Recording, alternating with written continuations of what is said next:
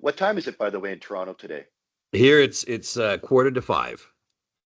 Oh, thank you. Okay, so that's Thursday. Yeah. The reason I'm asking that for those listening is because if you look behind me, I'm currently sitting in Sydney, Australia. We're on our 30th wedding anniversary trip, and we've had some trip interruptus with some pretty spectacular events this week.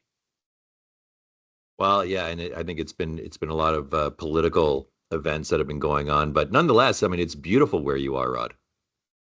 Yeah, we've been really lucky. As you know, I spent many years working in this country, and so we have a lot of great friends. And I got to say, it's been really spectacular. But more so, I'm just glad that you're able to take this time. I'm assuming you've been a little bit busy today or this week. It's been a very busy week, as you can imagine. A lot of news coming out from the United States, tariffs being on, then off again, creating a lot of chaos in the markets. And yes, as you point out, it's been a very busy week, and we've been navigating our way through it. Yeah, I was thinking, it's very, by the way, it's interesting. So as you're on the other part of the world, news reflects obviously more of the domestic marketplace, et cetera. I cannot find any news at all about what's happening in the North America side here in Australia. It's virtually a non-event because it does affect Canada and Mexico, or not so much Mexico. So I'm getting my news feeds as best as I can. But essentially, we've talked a lot about this, and the one thing I do admire is the fact that you bring a complete levelness to what is happening, because we're always looking long term, and we're always advising clients long term. And interesting that you did quote me on BNN, so I do appreciate that. But we can talk about that as well. But essentially, what I realized is that we're really playing an economic game of chicken. That's what it was. I mean, as a kid, that's what we would do. We would play chicken with each other, if you know what I mean, if you remember that game. That's where, a bike might be coming at you, and you'd wait to see how long you'd stand there, right? And before you'd jump out of the way, and the last person, would win if they stood there long enough or got hit. But that's what chicken is. And we're playing an economic game of chicken, aren't we? Well, it's almost like one-way game of chicken, where Trump's playing chicken with everyone else, and we didn't know that we were invited to the game. Correct. 100% right. Yeah. Yeah, and I said it this way actually on an interview earlier today. I said, "Look, I don't even know what the score is, and that's because I don't know what game we're playing." So that, I think, is the biggest challenge that we see going on right now. We keep hearing about these threats. The threats are being made in terms of tariffs, and then they back away from them. And just what, if anything, we can take away from the events of this past week is that this administration in the United States has no plan. They have no idea what they're doing. They are trying whatever comes to mind without any thought in terms of the consequences of their actions. Just the evidence of this is the announcement of the tariffs on Tuesday. Within hours, Howard Lutnick, the Commerce Secretary for the United States, is on Fox News and saying, well, there'll be an announcement tomorrow about the tariffs, that we might roll some of these back. Well, if you're going to roll them back, then why did you even announce them in the first place? It's causing chaos, confusion, and the markets are responding in kind. Yeah, to be fair, and it's going to sound probably a bit crazy for clients to hear, I would have expected the volatility to be greater. Yeah, and that's a fair assumption. And I think it's because, in part, we know or we've seen this game before where the tariffs are announced and then they're rolled back, and they're announced and they're rolled back. So the volatility is less about, I think, the tariffs and more about just the uncertainty and the chaos being caused by this administration. But you're right. When we look at it, the S&P 500 is down about 6% off of its high of February 19th. That, in the context of market volatility, is normal. I mean, it's nothing extreme at all. We can't even call it a correction at this point. A correction is a drop in the market of more than 10%, but less than 20, and we're not there. So some stocks have seen more downside than others, but in general, the market is responding, I would say, appropriately to the news and the ever-changing news that's coming out of the White House. Yeah, statistically, we should see, several events in a year of markets dropping of 5%, between 5 and 10% per year. And I forget what the average is, 3 or 4 times in the calendar year. Right? And on average, you typically see a market event per year where the market declines by upwards of 10%. That's correct, right? That's exactly right. I mean, market volatility is just a function of we would call it price discovery, right? It's never an exact science, but the market is moving towards what the true value of any stock or the index is. And a correction which is greater than 10% but less than 20 typically happens once every year to year and a half or 2 years. We haven't seen one since the fall of 2023. So now that we're in 2025, whether it was triggered by the tariffs or could be triggered by something else, a correction should be normal within the expectations of market movements. Yeah, and I'm really, as I sit back, watching, trying to enjoy myself, here in Australia while I'm seeing what's happening or listening to what's happening over there. And you can't help but sit back and try to look at a bit from a bigger picture. And that's really what I was getting at is I was thinking about the spectacular gains that really started towards the end of 2023, right through 2024. And without an event like what we're seeing today, which is causing a lot of emotional duress, without question, I don't think I would be surprised if there had been any kind of correction whatsoever.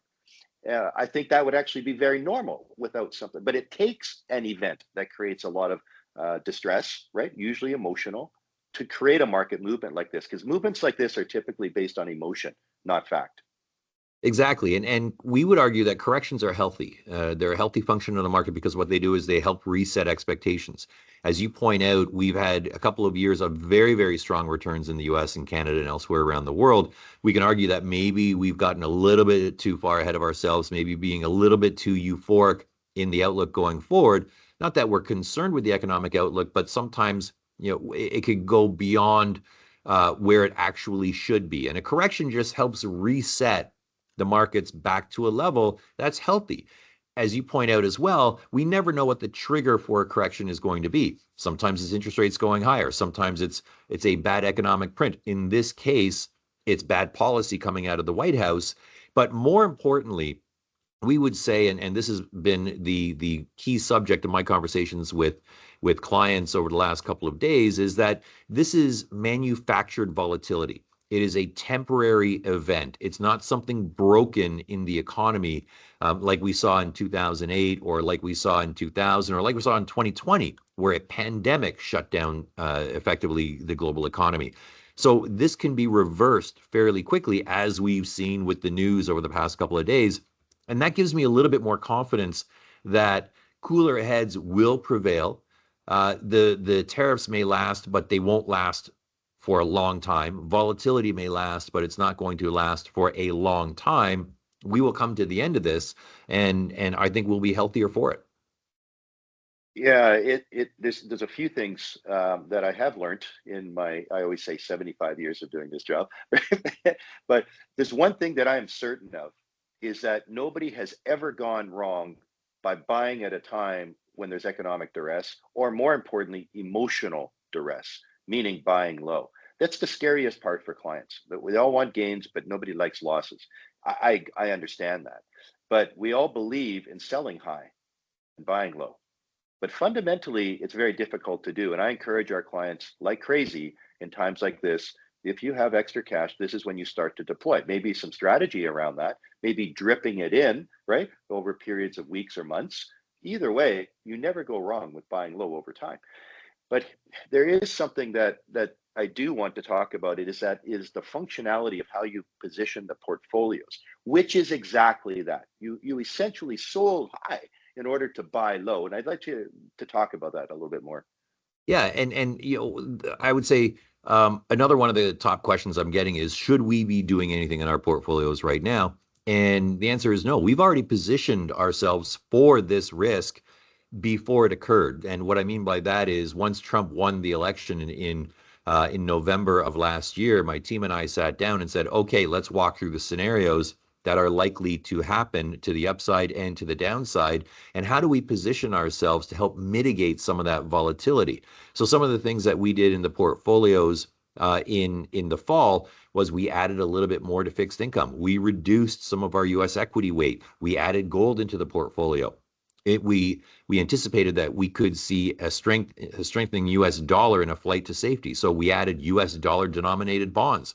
Doing this, it doesn't eliminate the downside risk, but it helps mitigate it. And to your point, we're ready if this volatility is to continue. We're ready to shift back into equities to take advantage of some what could be very attractive price opportunities in the equity markets, whether that's in the coming days or coming weeks or coming months. That is our mindset. So the playbook is we've built a defensive position within the portfolios. We're actually managing through this quite well, and we're ready to take advantage of the panic selling that we know happens for the wrong reasons, but we're there to prosper from it. Yeah, is this one of the scariest times you've ever seen in the market?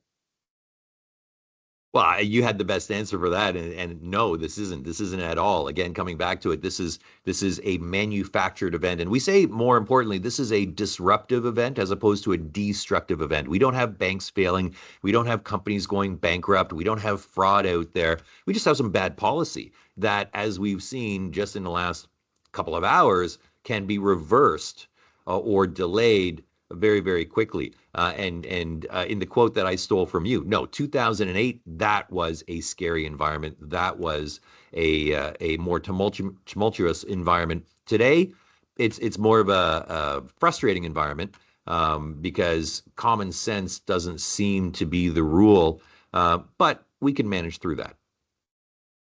Yeah, thank you. Thank you again, Philip, for taking your time to do this. I don't want to keep you. I know that you're busy. I know towards the end of the day as well for you, and I can't tell you how nice it is to know for our clients to know that you're a voice of reason, but they get to hear from the person that is guiding the ship in the portfolios, and they get to understand that, yeah, not only you on top of it, but what are you doing?